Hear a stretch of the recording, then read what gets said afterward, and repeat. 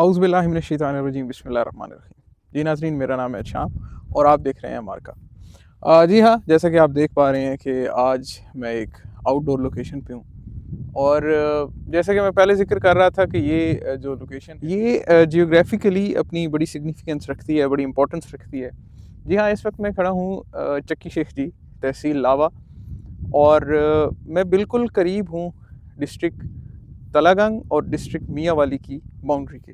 यानी कि आप मान लें कि करीब 20 से 30 कदम फासले पर ज़िला की हदूद है, 2 अज़ला की हदूद है। तो वो हदबंदी है 2 अज़ला की।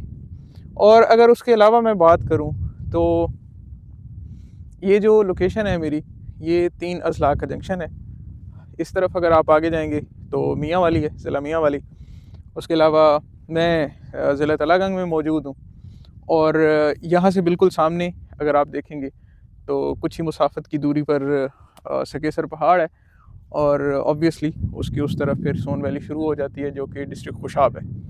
और अगर मैं लावा की साइड से बात करूं, अगर हम गूल और मर्दवाल और उस साइड की बात करें, वो भी बिल्कुल करीब है, करीब का रूट है।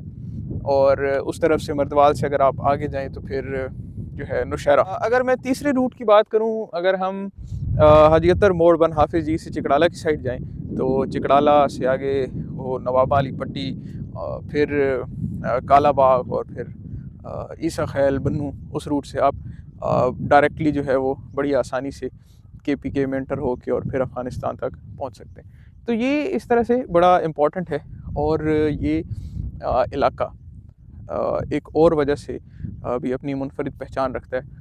ये जो बेल्ट है, ये जो रीजन है, ये अवान्स का रीजन है। यहाँ पे कसीर तादाद में अवान ट्राइब जो है, अवान कबीला वो आबाद है। और उसके अलावा इस पूरी बेल्ट को, इस पूरे ख़ित्ते को अवानकारी भी कहा जाता है। और सोन वैली से तो सभी वाकिफ़ हैं। सोन वैली तो अवान कबीले का मस्कन है, अवान कबीले का गढ़ है। अगर सब कॉन्टिनेंट में सबसे पहले कहीं पे अवान आबाद हुए थे तो वो सोन वैली थी। बहुत बड़े बड़े ख़ानदान, बहुत बड़े बड़े नाम, बहुत बड़ी बड़ी रूहानी शख्सियात जो हैं वो अवान बिरादरी से ताल्लुक़ रखने वाले, अवान फ़ैमिली से ताल्लुक़ रखने वाली, वो वादी सून से ताल्लुक़ रखती हैं।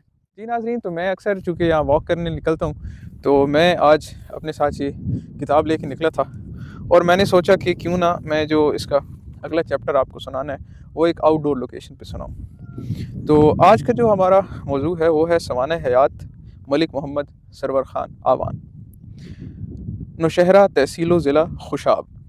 जी, मलिक मोहम्मद सरवर ख़ान आवान साहब का जो ताल्लुक़ है वो नौशहरा तहसील से ज़िला खुशाब है। तो आगे पढ़ते हैं क्या लिखा है इसमें। मेरे वालिद गिरामी मलिक मोहम्मद सरवर ख़ान आवान तकरीबन मौज़ा नौशहरा जो वादी सून से केसर का मरकज़ी कस्बा है में पैदा हुए। अभी 1.5 माह के थे कि उनकी वालदा मोहतरमा का इंतकाल हो गया। चुनांचे उनकी परवरिश उनके दादा मलिक अमीर बख्श और दादी अम्मा मगलानी ने की। मलिक अमीर बख्श के 3 बेटे थे, लेकिन इनमें से साहिब औलाद सिर्फ मलिक ग़ुलाम जिलानी थे, जिनका अकलौता बेटा मलिक मोहम्मद सरवर था। दादा और दादी ने अकलौते पोते की परवरिश बहुत मेहनत और मोहब्बत से की। मलिक अमीर बख्श अपने ज़माने में वादी सून से केसर की मारूफ शख्सियत थे। तिब के अलावा नस्बदानी में भी उनको कमाल हासिल था। चुनांचे इलाका भर के लोग इलाज, मौलजा और अंसाब के सिलसिले में इनसे इस्तिफ़ादा और रहनुमाई हासिल करते थे। चूँकि नस्बदानी और विरासत की तहकीक बिलउमूम मिरासी और ठाडी ख़ानदान के लोग करते थे, तो किसी भी नस्ब में मज़ीद तहकीक के लिए वो भी मलिक अमीर बख्श साहब की खिदमत में हाजिर होते थे। इस तरह की इल्मी और तहकीकी महफ़िलें अक्सर घर पर ही मुनक्किद होती थीं। चुनांचे वालिद गिरामी को बचपन ही से इस तरह की मजलिसों में बैठने और सुनने के बेशुमार मौक़े मिलते रहे और उनकी मौज़ूआत से इनकी गहरी वाबस्तगी बचपन ही से शुरू हो गई, जो तमाम उम्र उनके साथ रही। इलाका में जदीद तालीमी इदारों के फुक़दान के बाद सिर्फ मिडल तक तालीम हासिल कर सके। 1930 में JV ट्रेनिंग सेंटर शाहपुर सदर से कोर्स मुकम्मल करने के बाद चक नंबर 40 शुमाली ज़िला सरगोधा में पहली तैनाती हुई और दरस व तदरीस का ये सिलसिला फिर ज़िंदगी भर जारी रहा।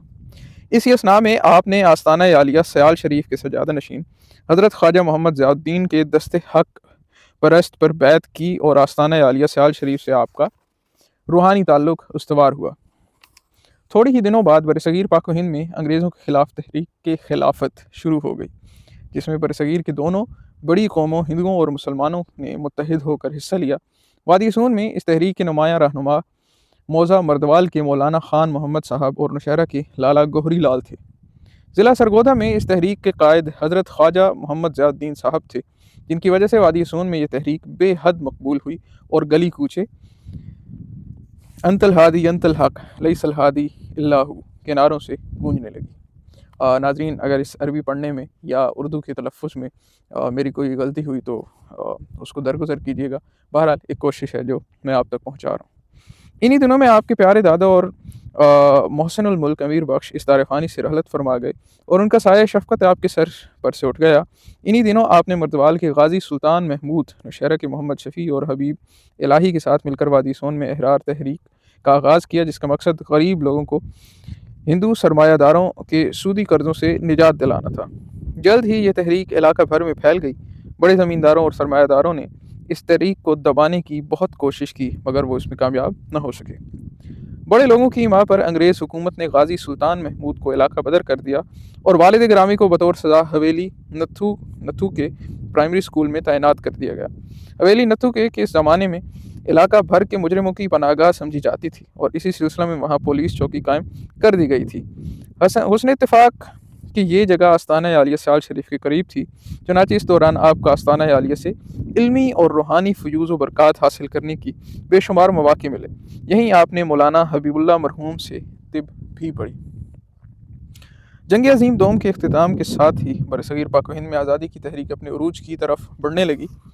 मुसलमानों की अक्सरियत मुस्लिम लीग के साथ थी, जबकि कांग्रेस हिंदू अक्सरियत की नुमाइंदा सियासी जमात थी, जिसे अंग्रेज़ हुक्मरानों की मुकम्मल हिमायत और आशीर्वाद हासिल थी।